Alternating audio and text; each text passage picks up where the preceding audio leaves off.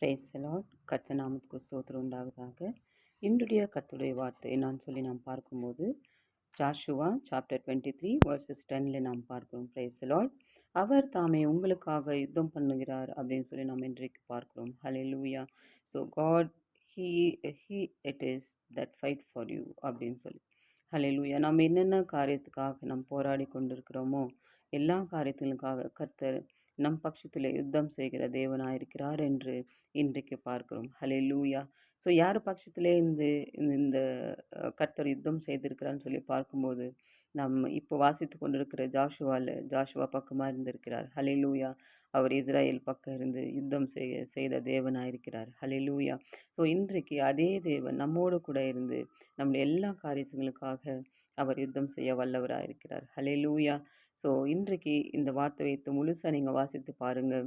இது ஆசீர்வாதமான வார்த்தை. கர்த்தர் உண்மையாகவே இந்த வார்த்தை குறித்து உங்களை ஆசீர்வதிப்பாராக. ஆமென்.